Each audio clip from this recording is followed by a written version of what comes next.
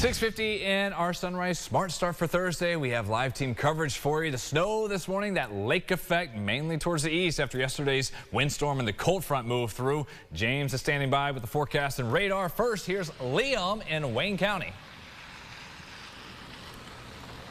Yeah, we're out here in Wayne County right now, specifically in downtown Sodus, where just in my field of view here, there is a bus getting ready to pick up some kids this morning. School is certainly not canceled here in Sodus, so there are a few school closings. You can find them scrolling on the bottom of your screen or on our website, rochesterfirst.com. But as we've been mentioning, I mean, snow has been picking up in intensity here in Sodus. You've seen that band begin to come up a little bit further along the lakeshore here. We're starting to see more of those classic snowflakes, the ones that are going to pile up well and make the roads hard to travel. We have a great view of the main road here. This is Main Street and Rotterdam Road here in Sodus. You can see a lot of people traveling slow, and this is going to be more and more that case. The further east that you go, places like Sodus Point, Rose, Wookett, out towards Red Creek, all those areas are getting even heavier snow than what you're seeing on your camera here and on your TV screen. So just be mindful that this band is going to drop south. James is going to talk more about that. But just, you know, have your general precautions. Make sure your phone's charged, you have your emergency kit in your car, and that you are planning for extra time, especially if you're traveling out by this part of Wayne County. And there are going to be other impacts into other parts of the region throughout the daytime here, so just be mindful. It's not just going to be here. Lake effect is tricky. It's going to move throughout the day. It's not always going to be focused on that one spot, so just be prepared wherever you are and have that common sense as we make our way through the day. The other thing, too, it's cold out here. Make sure you're bundled up and you're dressing appropriately for the weather.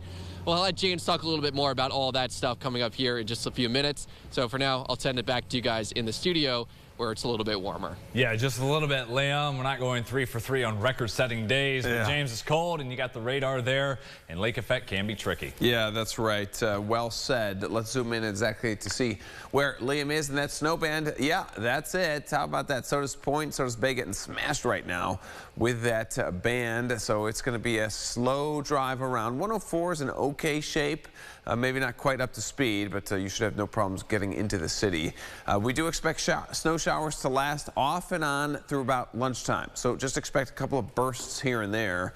Visibility goes down to less than a mile, and then the sun comes out as you get to the middle of the part of the day. Cold again tonight.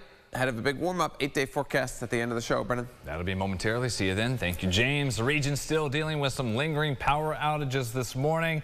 It's currently about 4,000 in between their combined customers in the dark from Monroe, Ontario, Wayne, Yates, Livingston, and Orleans counties. That's customers of RG&E and NYSEG. They've got crews all over the state, including about 100 team members specifically designed to work on downed trees and lines responding to calls. They are warning people just to be careful heading out today in case you come across any lines that are down or trees that have fallen. If you do come across anything or you lose power coming up with an outage, you can report that through their apps or online.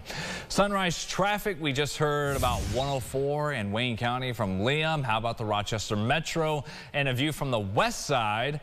Everything looking okay there on our traffic map. It's green. Yes, we do have some snow here, not nearly as much caught in the band, but that can change minute by minute as it moves.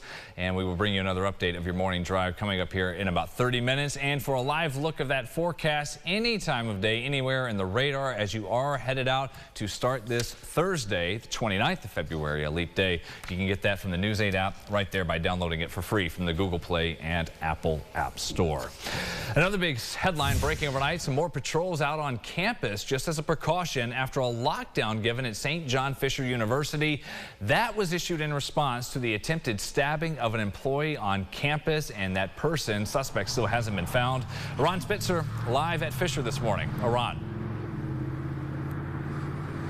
Yes, Brennan, we're told the university went into lockdown after what Fisher is calling a distressed person tried attacking a university employee. They received calls. Calls came in just after 5:30 last night. Deputies tell us the suspect pulled a knife on the employee in the pharmacy school who was able to disarm the suspect. The campus was put on lockdown for the safety of students and staff. They tell us deputies, K-9 units, state troopers, and university security completed a search of all the buildings on campus campus, and once it was clear, the lockdown was lifted just before 9:30. Deputies determined there was no imminent danger, but stayed on campus through the night.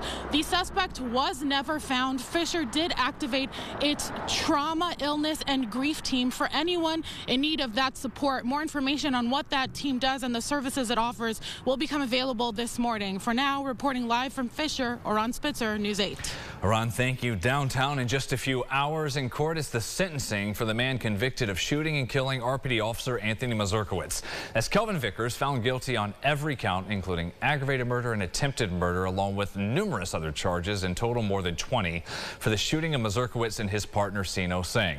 Sang survived that ambush on the officers that night in July 2022. Vickers' original sentencing was scheduled for December, but a federal prosecutor explained there may be new witness testimony that wasn't available during the trial. As a result, the sentencing was delayed until at least today. It is on the docket this morning. Vickers was also found guilty of murdering Richard Collins and Myjel Rand in July that summer. He's scheduled to be in court at 9:30. We'll bring you updates from our News 8 team there. Before we say goodbye, hand you off to CBS Mornings coming up at 7. James, let's reset everything. Final check of that forecast and what's to come with the warm-up. Yeah, this is it, really, Brennan. Get through today, and you are in great shape. We have highs today not getting to freezing, but then just like that, snap your fingers, and voila. We're right back to that warming trend. Today is the last day of meteorological winter, and we will close the books on what has been an incredibly warm and lack of snow season. Tomorrow, 50s, near 60 by the end of the weekend, and mid-60s early next week. We still should be getting snow just this morning.